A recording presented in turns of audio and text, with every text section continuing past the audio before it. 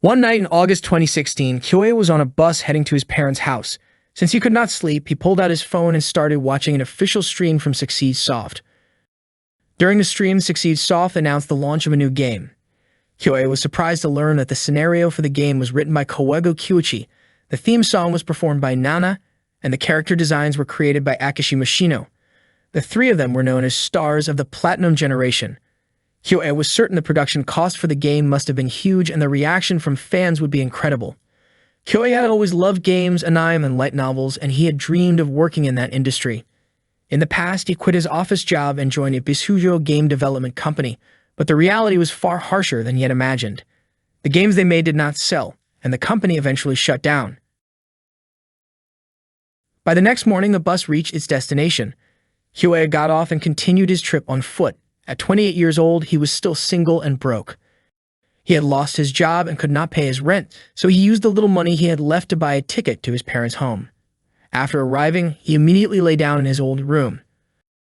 At that time, he had no job and had tried many different roles, from directing to video editing, image editing, art assistance, sub-scenario writing, and even logo design, but none of them had led anywhere. While browsing through Aki's character designs on his phone, Kyoei admired how amazing they looked. Suddenly, he received a call from his younger sister, Miyoko. She said she had found something while going through his old belongings, an acceptance letter from an art school. She told him she would bring it over. The discovery brought back memories of the time when Kyoei had been unsure about which school to choose. He once had the chance to pick between an economics program at a regular school and a visual arts program at an art school. His admiration for creators had pushed him to take the art school entrance exam just for the experience, and he actually passed. However, he never enrolled because he lacked confidence in becoming a creator. Kyoei could not help but imagine what might have happened if he had chosen the art school back then. The Platinum Generation members were all around his age, so if he had attended that school, he might have become someone like them. He even wondered if it would ever be possible to return to that time. As Kyoei drifted to sleep, Miyoko's voice woke him up. She handed him the letter and left. At that moment, Kyoei realized he could never go back to the past. All he could do was start searching for a job again. One night in September 2016, Kyoei was walking through the city after receiving yet another rejection message from a company he had applied to. His situation felt painfully unlucky. While crossing a bridge, he noticed a girl standing alone. She looked lonely, and when she began taking off her shoes, Kyoei panicked.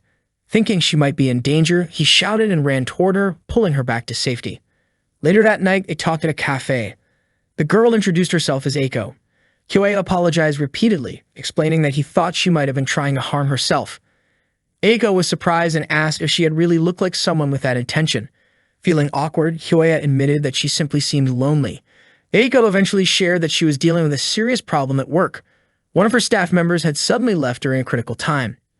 It turned out that Eiko worked at a game development company and was searching for someone who could handle direction, image, and video editing and had general knowledge of web development. Kyoei said he might be able to help with those tasks. After a brief conversation, Eiko asked him to come to her office the next day. The following morning, Kyoei went to the address Eiko had given him.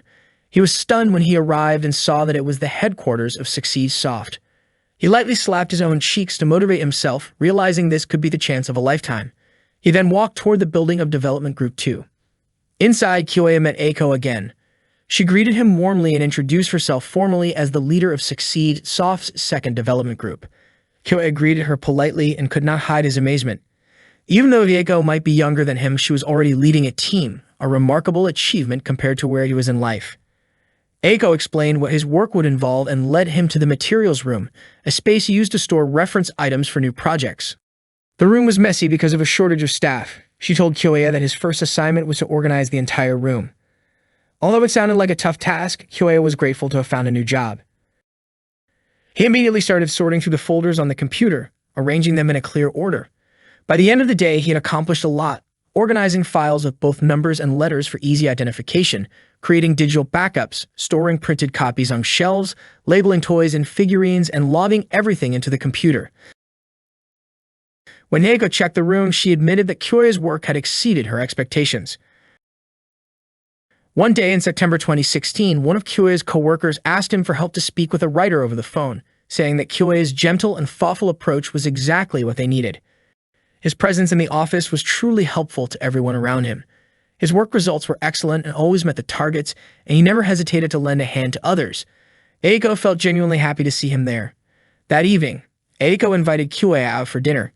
She admitted that she was glad because back then, she once mistook Kyoya for someone who was about to jump off a bridge. They both smiled as they recalled that moment. Eiko explained that during that time, she had been dealing with a lot of worries and had grown tired of everything. She shared how the social game developers considered her team a budget burden and even disrupted their progress. Kyoya was surprised that anyone would do such a thing, especially since the project that year was such a major one. According to Eiko, some people simply didn't want to celebrate, and to those who didn't care, an anniversary might have felt like a pointless event. Eiko wanted to make sure the project would run smoothly because it was a significant collaboration with the Platinum Generation. She admitted that Kyoya's arrival at Succeed Soft had been a huge help to her. Kyoya told her that the project was very special to him as well. When Eiko noticed the wallpaper on Kyoya's phone, she immediately understood how much he admired the art of Akishima Sino. Eiko expressed her hope that Kyoya could become a permanent employee. According to his contract, after 6 months of work, he would be eligible for a full-time position. She also believed that Kyoya must be eager to meet the members of the Platinum Generation someday. One day in November 2016, while Kyoya was working, he overheard his coworkers talking about a delayed script. Suddenly, Eiko gathered all the employees to announce that the Platinum Project had been frozen by a decision from the board of directors. Shocked, Kyoya asked why such a thing had happened. Eiko apologized, saying there was little she could do. The staff members were deeply disappointed. All their hard work seemed to have been in vain, and many of them felt uncertain about the future of their team. Kyoya was stunned. Once again, he found himself facing another failure. He lowered his head in despair and accidentally dropped some documents on his desk. That night, Kyoya went back home with a heavy heart. His team had been disbanded, and his employment contract was canceled. Sitting alone in his room, he questioned what exactly had gone wrong with his life. His eyes wandered to a letter of acceptance from an art school, and he began to wonder what might have happened if he had chosen to attend that school instead. Perhaps he could have poured his heart into creating, thinking, and making something new.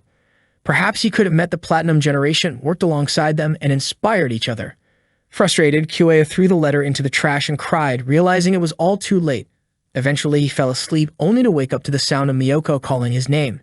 When he opened his eyes, he thought Miyoko was just cosplaying, since she was wearing a high school uniform, even though she should have already graduated.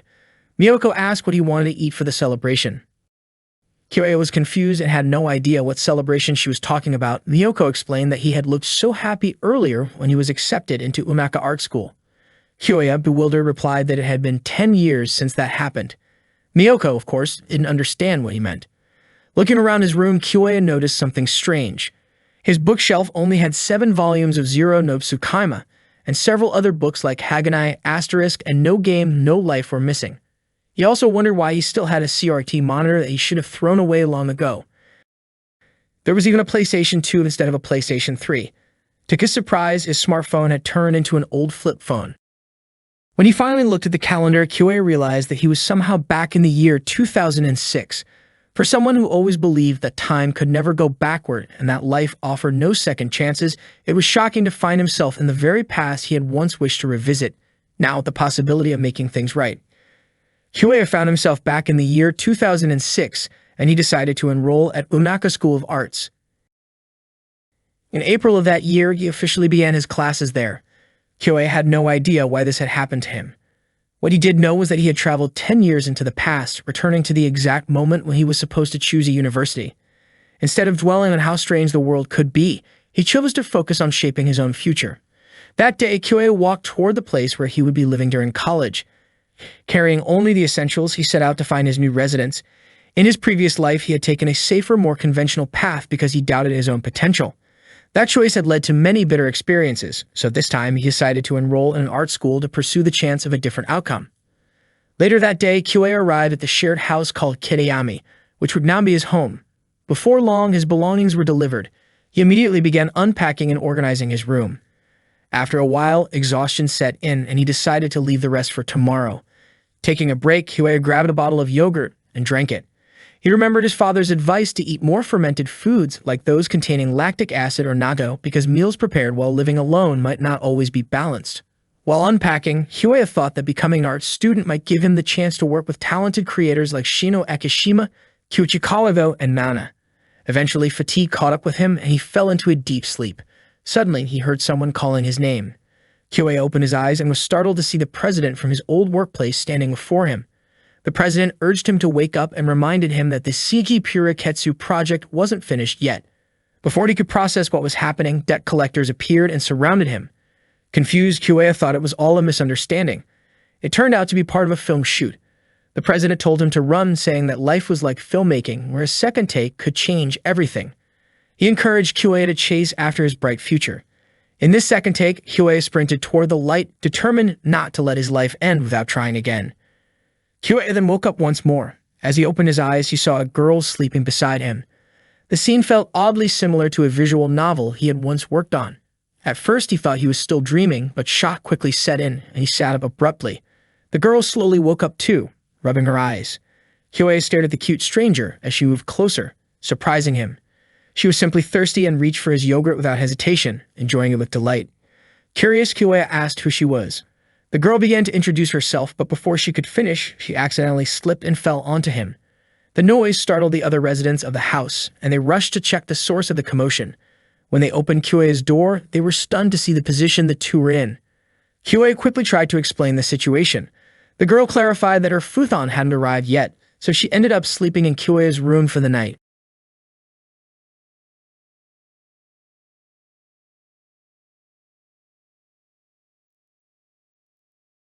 The four residents of the Kitayama house introduced themselves to each other in the living room.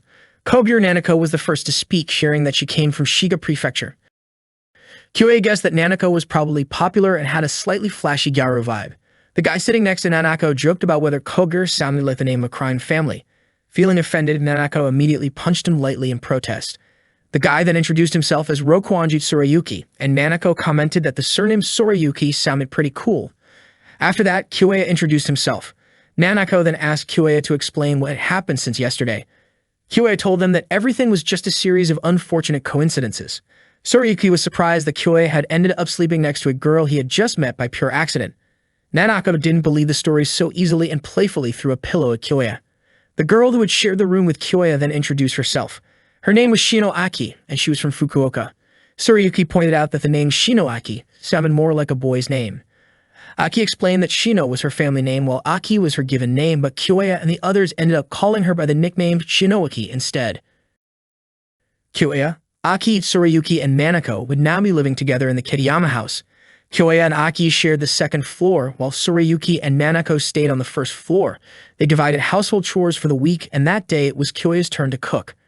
While preparing the meal, Kyoei kept glancing at Aki and Nanako as they chatted, thinking to himself that both of them were incredibly cute. He remembered the incident from the day before and told himself he needed to be more careful to avoid any misunderstandings. That morning, Kyoei left the house with his three friends. They all turned out to be in the visual arts department. Nanako was surprised when she learned that the area they were walking through was part of Osaka, since it looked more rural compared to where she came from. It turned out to be a border area, and there had even been recent warnings about snakes. Nanako seemed uneasy at the mention of snakes, but according to Tsurayuki, there was something even more intimidating than snakes. The Unaka Art Landmark, a hill dedicated to art installations. When they finally reached the visual arts classroom, they saw that quite a lot of students had gathered there. Everyone found their assigned seats, and Kyoei and his friends split up to locate their numbers. Not long after, a muscular guy arrived and sat next to Kyoei. He introduced himself as Genkiro and looked genuinely excited to have joined the art school. Kyoei greeted him, and they started talking. Genkiro asked if Kyoei played any sports, but Kyoei admitted that he only watched baseball on TV. Genkiro began sharing stories about baseball players of that era and asked Kyoei which player he liked the most. Kyoei mentioned Udani, only to realize that Genkiro had never heard of the name. That made Kyoei suddenly remember that it was still 2006, while he himself had already lived through life up to 2016 in his previous timeline. He reminded himself to be careful with what he said. Not long after, the professor's assistant Misaki entered the classroom to give a welcome speech. Misaki suggested doing a quick survey by asking who among the students wanted to become film directors, scriptwriters, anime creators, game developers, and so on. The students eagerly raised their hands according to their interests, their faces full of excitement. But then Misaki suddenly shared a sobering fact. The Unaka Art School had 135 graduates from the visual arts department the previous year, and only 8 of them had actually found jobs. The students were shocked. Nanako guessed the number might have been around 42, but the reality was far lower, even though it was still more than the year before. Misaki explained that everyone first needed to meet their basic living needs, which required money. Games, anime, and films were forms of entertainment, and people only considered them important once their basic needs were fulfilled, which meant those industries had a lower priority. Misaki added that people entering these creative fields often walk a fine line between eccentricity and foolishness. However, if that foolishness could reach a level so extreme that no one else could replicate it, it could become something valuable. And that was exactly what Misaki hoped to see from them. If they were going to be bold, they had to take it to a level that others couldn't reach. After class ended, Kyoei reflected on what Misaki had said. It seemed that their chosen path would not be easy. He realized that the film, anime, and game industries were narrow fields where only a few names could truly rise to fame. Even those known as the Platinum Generation did not all end up shining brightly. Having already experienced the future once, Kyoei understood this reality well. There was no point in feeling discouraged so early, so he reassured himself to keep moving forward. As he was about to leave the classroom, Kyoei noticed a student ID card that had fallen out of a girl's bag.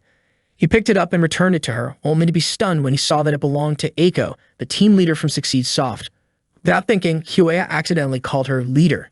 Eiko looked puzzled since she wasn't part of any club at school. Kyoei quickly apologized and handed her the card. After thanking him, Eiko left the room and Kyoei couldn't believe that they were actually enrolled in the same department. He began to wonder if the entire Platinum Generation might already be present in that very classroom. After that, the visual arts class began, but Kyoei and his friends didn't start making a film right away. They first spent time observing the senior students and learning everything they could about filmmaking. Once the observation session ended, Kyoei quickly headed to his next class. On the way, he happened to see Eiko managing a film production. Kyoei wasn't surprised at all to see her in the spotlight, and he silently admired her skills. Later, while attending a screenwriting theory class, Kyoei began to worry about whether he could ever reach the level of the so-called Platinum Generation. During a lecture, Soriyuki fell asleep, clearly exhausted from working late the night before. Kyoei tried to wake him, but it was obvious that Soriyuki was still tired. Meanwhile, Nanako and Aki looked relaxed, almost unmotivated, which oddly enough gave Kyoei a sense of relief. He thought that if everyone around him were as intense and driven as Eiko, he might feel overwhelmed in class. At that moment, the professor explained that there are 10 key elements to consider when writing a script. However, he only listed 8 of them and then asked the students to identify the remaining 2. Eriko eagerly raised her hand and answered that one of the missing elements was complication, which refers to unexpected developments in the story that often lead to setbacks for the protagonist. She explained that a perfect main character wouldn't be interesting without flaws, and by introducing complications, a story naturally creates more drama. The professor praised her response and asked her to provide the final element. Instead of answering again, Eiko playfully called on Soriyuki, who was still half asleep, to give the last one. The professor chuckled, calling Eiko both clever and a little mischievous. The professor then turned to Soriyuki, asking him to share his answer. Still waking up, Soriyuki received a quiet hint from Kyoei that the professor wanted the final element. After thinking for a moment, Soriyuki replied that it was the role of the antagonist. He explained that the enemy of the protagonist could be a person or an organization, and among the 10 elements, this one is especially important for maintaining tension until the story reaches its climax. The professor praised his answer and remarked that Soriyuki's insight was impressively complex. Soriyuki thanked him, while his classmates were surprised that he had come up with such a sharp response. Seeing this, Kyoei realized he couldn't afford to relax as much as he had previously thought. During the lunch break, Kyoei sat with Soriyuki, Nanako, and Aki in the cafeteria, chatting about the class. Everyone was impressed by Soriyuki's answer, but he humbly said that he had only repeated something he had read in a book. Nanako admitted she didn't expect the usually intimidating professor to praise him. Soriyuki joked that the professor was probably just being kind to the new students. He then invited Nanako to join him for the third period visual arts theory class, and the two of them left together. After they were gone, Aki commented that Soriyuki was amazing, while she herself didn't feel confident in any particular specialty, which made it harder for her to keep up. Kyoei admitted he felt the same way.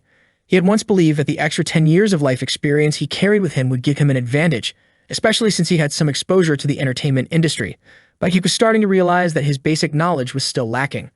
His shallow experience alone wasn't enough to match real talent or deep understanding. While thinking about this, Kyoei suddenly noticed Aki looking at him. Surprised, he almost spilled his drink. Aki asked why he seemed so worried. Kyoei quickly said it was nothing serious, which made Aki feel relieved. Curious, Kyoei asked why Aki chose to attend an art school. He mentioned that he had seen her completely focused during a photography class and wondered if she might want to become a camera operator. Just then, Genkiro suddenly appeared and startled Kyoei. Surprised, Kyoei asked why Genkiro was wearing such an unusual outfit. Genkiro explained that it was the uniform of his club, an Ninjutsu study club. Apparently, only Umaka University in Japan had such a club. However, it seemed that Ginkiro's real reason for joining was because of a senior Komochi member he admired. Aki laughed, saying Ginkiro looked like he was having a great time in the club. Ginkiro encouraged both Kyoya and Aki to join as well, assuring them it was a lot of fun. After that, Kyoya and Aki headed straight to the club room, but when they arrived, it didn't see a single student there. A few moments later, two senior members called out to them from upstairs and invited Kyoya and Aki to join their club activity. Everyone was holding a welcome party for the new students of 2006, celebrating together with a cheerful toast. Kyoya looked a bit worried, wondering if it was really okay for them to join even though they hadn't decided to become members of the club. According to Aki, it was fine since the seniors hadn't asked them about that at all. They all enjoyed the late afternoon atmosphere, having fun together until the sun began to set. While Kyoya was about to start a conversation with Aki, Sayori unexpectedly fell asleep on his shoulder. Kyoya couldn't help but smile as he looked at her. Later that night, Kyoya carried Aki on his back as they walked home. Halfway through the walk, Aki woke up. She apologized for troubling him, but Kyoya assured her it was no problem. He understood that she was exhausted since they had been busy ever since the entrance ceremony. Aki commented that Kyoya was surprisingly dependable, even admitting that she was a little surprised they were actually the same age. To her, Kyoya seemed to care about everyone and remained calm for someone who was just 20, though at times he looked tired from thinking too much. Aki mentioned that during lunch earlier, Kyoya appeared very worried, but he still insisted that he wasn't seriously overthinking anything. Aki playfully pinched Kyoya's cheek and encouraged him to tell the truth so he could feel better. Kyoya finally admitted that when he saw Tsurayuki confidently answering questions in class, he felt like he couldn't do anything. It wasn't just Tsurayuki. Everyone around him seemed to have their own special strengths. His concern came from feeling as if he had no unique talent at all. Aki, however, didn't see it that way. She told him she actually thought he could do many things. Kyoya could cook for himself, do laundry, and take out the trash properly. He was even good at making plans and sticking to them. Aki confessed that she couldn't do any of those things and felt envious of people who could. She believed Tsurayuki probably felt the same way too, and she was sure there were things about Kyoya that others would envy. According to Aki, people who feel like they can't do anything often work hard to find something they can do. She was certain that the people Kyoya thought were amazing probably had their own worries as well. Aki gently patted Kyoya's head, and he thanked her for listening to his thoughts. Aki then admitted that she also needed to keep working hard. Hearing this made Kyoya think more seriously about what he himself could accomplish. When they finally arrived home, they noticed that Nanako and Tsurayuki weren't there, most likely because they were still working. Aki headed straight to her room to sleep, while Kyoya, feeling very tired, wanted to go to bed as well. He suddenly remembered that he forgot to return Aki's bag, so he went to her room to give it back. When he entered, he was surprised to see Aki working on a character design sketch. That was when Kyoya realized that Aki was actually Akishima Shino, someone who would later become part of the future Platinum generation. He recalled Aki's earlier words about how people who feel like they can't do anything will try hard to find what they can do, and he understood that this was exactly what Aki was doing. At that moment, Kyoya thought deeply about how he needed to discover something he truly wanted to do and something he could pursue with his own effort.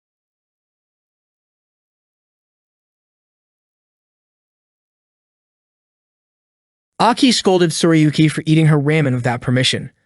Tsurayuki apologized and offered to make it up to her by buying sukiymen instead. Aki pointed out that the soy sauce flavor of sukiymen was completely different from her own Yumakatoya tonkatsu flavor. Tsurayuki and Aki kept arguing while Kyoya could only watch. Nanako stepped out of her room and reminded Tsurayuki that eating someone else's food was something he should never do when they were all living together. Nanako was surprised when the three of them suddenly went silent and stared at her. Kyoya then pointed out something about her clothes. When Nanako looked down at herself, she was shocked to realize she was not wearing a top. Her face turned bright red and she quickly covered herself before hurrying back to her room. She had not noticed that she was in the middle of changing clothes. Kyoya felt a sharp pain from the reflexive smack Nanako gave him in her panic. Up to that point, Kyoya still could not understand why he had returned to the world of 10 years ago, with all his memories intact, something that could only be described as a time leap. His second chance at college life was already filled with late-night ramen and nervous stomach aches. Along with his housemates, Kyoya was determined to create a real project, even though he had no idea what awaited them on their journey. The next day, Misaki taught a class that Kyoya attended. She explained the 4 key elements of making a film and asked the students to form groups of 4 so that each person could handle one part of the project. Their assignment was to create a short film lasting 3 minutes, which would then be screened for the class. Nanako was surprised that it meant everyone would watch their work, while Aki was excited and wanted them to make something impressive. The theme of the project was time. After class, Kyoya and Sorayuki played baseball on the field while discussing their plan. Sorayuki suggested naming their team Kitayama. Kyoya divided the roles. Sorayuki would handle directing, Aki would take the technical side, Nanako would manage execution, and Kyoya himself would oversee production. Sorayuki wanted to write the script but admitted he was not interested in the on-site work. Later that day, Kyoya and Nanako went to their part-time jobs, surprised to find out they worked at the same place. Nanako mentioned that the manager gave her a strange look because she and Kyoya shared the same address. Curious, Kyoya asked why Nanako had chosen an art university and what she wanted to do there. Nanako said she had no special reason, and that maybe she had simply grown tired of Lake Biwa. She shared how, back in grade school, she once believed Lake Biwa was the ocean because of how enormous it looked. She was sure Kyoya might have thought the same if he had seen it. Nanako reminisced about her old neighborhood, where there were towns and shopping areas, but explained that if she had never left her home, she would never have known what the ocean really looked like. Time passed without her realizing it, and before she knew it, she had arrived in a completely new place. She admitted it felt like she was still searching for her identity. Hearing this, Kyoya remembered experiencing something similar himself. While Kyoya was about to place a drink on the wrong shelf, Nanako reached up to help him put it on the top rack. As she leaned forward, she accidentally bumped into him. She quickly apologized and asked him to hold still for a moment while she finished arranging the drinks. Kyoya stayed calm, silently reminding himself that even though he looked like a young college student again, his mind was still that of a 28-year-old adult. He thanked Nanako for her help, and they soon finished their shift. The next day, Kyoya met with Misaki to submit the names and roles of his team members, though he admitted that he still had no idea what their project would be about. Misaki encouraged him by saying that inspiration could come from anywhere and asked if anything interesting had happened to him lately that he could use. Kyoya recalled the moment when Nanako had stepped out of her room while changing in the awkward accident at work. His face flushed at the memory, and he quickly excused himself from the room, realizing he needed to decide on their concept soon. When Kyoya arrived home that evening, he found Aki asleep at her desk, having dozed off while studying. He gently woke her, and she greeted him sleepily, sharing that she had been dreaming of eating a mountain of Edoshima oysters. Kyoya apologized for waking her from such a pleasant dream and asked why she had chosen to attend an art university. Aki admitted that she never felt particularly talented at anything and thought it would be good to try something where she might discover what she could do. She confessed that even back in grade school, she was not good at studying and often missed her train. Since she grew up in the countryside, missing a train meant waiting 30 minutes for the next one, and the station staff even came to recognize her over time. Inspired by Aki's story, Kyoya came up with an idea that fit the theme of time. That night, he gathered his team and shared his plan to make a short film about a train station. When Nanako asked why, Kyoya explained that a station was a place everyone could easily picture, which made it perfect for establishing the setting in a 3-minute film. He felt that a station, where people come and go and time constantly moves forward, was the ideal backdrop for their project. Nanako agreed, and Aki also mentioned that everyone used the train. Kyoya explained that since the station had been in the same place for a long time, it would be easy to show the passage of time there. He thought it could be used to tell the story of a woman's life within 3 minutes, and it might look interesting if the events were aligned to happen in a single day. Nanako liked the idea because she thought it was really good, and Aki was excited to see how it would turn out. However, Sorayuki asked for 30 minutes to think about it first. Sorayuki went to his room, leaving Aki confused about what was bothering him. After a while, Sorayuki came out carrying a plot outline based on Kyoya's earlier explanation. Kyoya looked happy after reading it. Aki praised Sorayuki for being able to create a plot so quickly. Everyone agreed with the idea, and Kyoya asked Sorayuki to write the full script. But suddenly, Sorayuki called Kyoya aside to talk. Sorayuki handed Kyoya a small piece of paper containing notes of his own idea. Kyoya was shocked when he read it because it was exactly the same as the idea he had just shared. Kyoya insisted that he had never seen those notes before. Sorayuki explained that he had locked the notes in a box, so there was no way Kyoya could have read them. He wondered if Kyoya had somehow read his mind, which made him feel like his idea had been stolen. That was why he had rushed to write the plot. Sorayuki admitted that it was scary how similar their thoughts were. Kyoya then realized how the idea had come to him. It turned out it was inspired by short stories he had read in the future, stories about a woman's life portrayed with a train station as the setting. His memory of those stories had sparked the same impression, and in a way it was as if he had borrowed Sorayuki's idea from the future. Sorayuki asked if it was just a coincidence or something more, but Kyoya could only stay silent. Sorayuki smiled and said it was impossible anyway, then apologized, thinking it must have been pure coincidence. Sorayuki was pleased because the station setting worked well for character behavior and events, something anyone studying scriptwriting would naturally notice. Yet it seemed no one at the university had realized it, so he had planned to create a simple project and focus on his own studies. However, working with Kyoya made it possible to create something much better. Kyoya felt excited at the thought of surprising their professors with the project they were about to make. The next day, Kyoya and his friends began working on the project. Sorayuki was in charge of the script, Aki handled the design, and Nanako provided the voice acting. They kept discussing the project everywhere they went. One day at a cafe, Kyoya asked Sorayuki to shorten the script because if they followed the current version, the film would exceed the 3-minute limit. He requested a rewrite, but Sorayuki hesitated. He explained that the script was already the result of careful thought and represented his best version, so it wouldn't be easy to shorten it. Instead, Sorayuki suggested that Aki adjust the storyboard to fit the limited time, and Aki agreed to try. He also asked Nanako to speed up her lines to help reduce the runtime, but Nanako was unsure if she could do that without testing it first. Sorayuki said they wouldn't know unless they tried. Kyoya began to worry because their project had a strict time limit. No matter how good the film turned out, if it went over the limit, they would fail. He wondered if this reason was enough to convince Sorayuki. Finally, Kyoya explained that if their project didn't follow the rules, they wouldn't receive a grade. Disappointed, Sorayuki reluctantly agreed to shorten the script. Before leaving, he asked if this was Kyoya's way of keeping their promise to create something truly great. Kyoya felt terrible after hearing that. Later, Kyoya walked around the school with Aki and Nanako. Nanako commented that Sorayuki was extremely perfectionistic and Aki told Kyoya not to worry too much about it. Suddenly, Nanako accidentally stepped on someone. It turned out to be one of their seniors, who asked them to escort him to the club room because he couldn't move due to hunger. When they arrived at the room, the door was suddenly closed by someone and a few people jumped out to surprise them. The seniors were overjoyed because their club president had successfully brought in new students, which meant they could avoid budget cuts for the 3rd year in a row. They apologized for tricking Kyoya and the others and begged Kyoya to join their club. Kyoya said he didn't have time to participate, but Aki showed interest and Nanako agreed to try if it was only a trial period. Kyoya was shocked by their responses. Hearing this, the seniors cheered in excitement. The club president then introduced himself as Takashi, a 5th-year student majoring in photography. He handed Kyoya a brochure about the club. After returning home, Kyoya still didn't have the courage to face Sorayuki in his room. Instead, he went to the station to observe the location for the film he planned to create. There he unexpectedly met Eiko.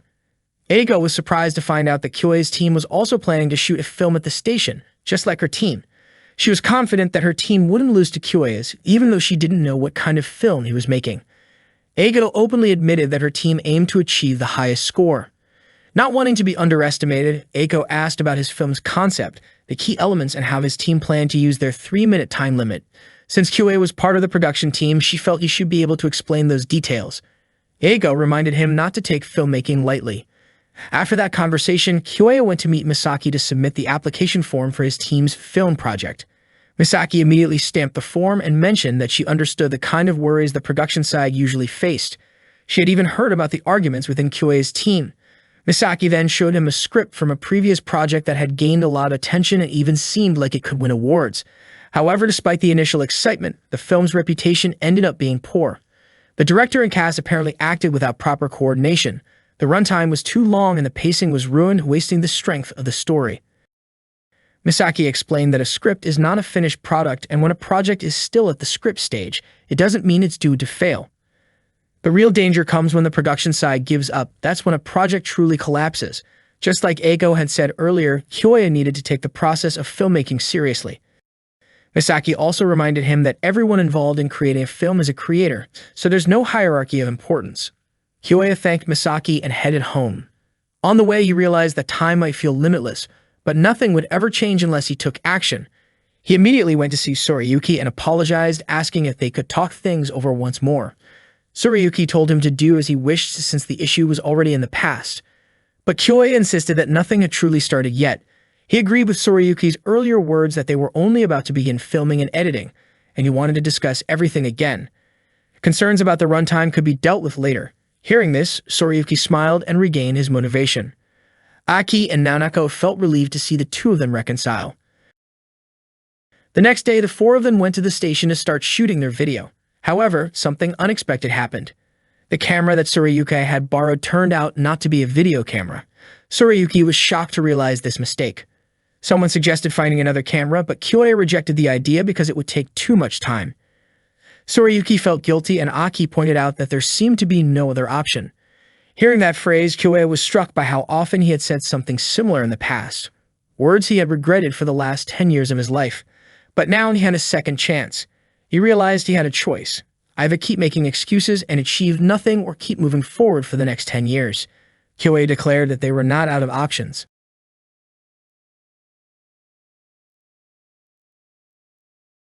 The day of the short film screening finally arrived, and the students gathered in the theater room to watch the projects. Nanako felt nervous just thinking about how their film would turn out. Kyoya apologized to everyone because he barely finished editing, and they never had the chance to preview it. Tsurayuki told him not to worry since he had already trusted Kyoya with everything. Nanako added that without Kyoya, they would not have been able to bring anything to completion. Aki confidently said everything would be fine. Before the screening started, Misaki gave them a few words of guidance. She reminded everyone that while this was part of a class assignment, once a piece becomes a finished work, it has to be ready for the audience's judgment. Everyone in the room was a creator themselves, so they had the right to react honestly, whether that meant laughing, clapping, or staying quiet. Misaki encouraged them to respond truthfully as students of visual arts. Kyoya thought to himself that in other words, if the film wasn't engaging, the theater would stay silent, and that would be the end of it. Suddenly, Eiko spoke up and said her team would not lose to Kyoya's. The screenings began soon after. Eiko's team's film played first and received a round of enthusiastic applause. Kyoya openly admitted how impressive Eiko's work was. Tsurayuki was surprised that a silent film could move the audience so deeply. Nanako hadn't expected that even without dialogue or sound, the protagonist's message could still be delivered so clearly.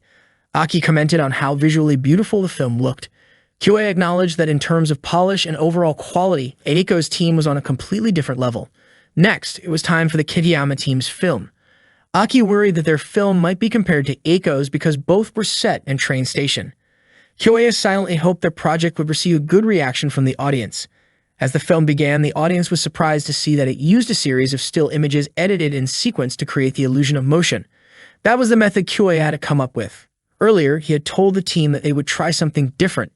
Tsurayuki initially objected, pointing out that they were supposed to produce a video, not a slideshow. He even suggested changing the schedule, but Kyoya refused to give up. He asked everyone to trust him and assured them that their hard work would pay off. Kyoya spoke with such confidence because he had faced tough situations before. In the past, he once had to create a promotional video with almost no usable material. Back then, he managed by using After Effects, Premiere, and Photoshop, tools that were already available at the time. He was determined not to waste his friend's efforts. Kyoya then contacted Takashi to let him know he was interested in joining the photography club and asked Takashi to teach him how to take good photos. After that, Kyoya and Aki set up the camera positions following Takashi's instructions. Kyoya explained that they needed 100 photos per segment, which meant they would keep the camera fixed while taking shots. He then asked Nanako to act as usual once the clapperboard signaled a 2 to 3 second cue. He reassured her that he would capture the best frames from the continuous shots. Tsurayuki placed his full trust in Kyoya. Kyoya also told Aki that the composition he wanted would only work for still images. He knew it was a tough challenge but believed Aki could handle it. Aki admitted she wanted to meet his expectations.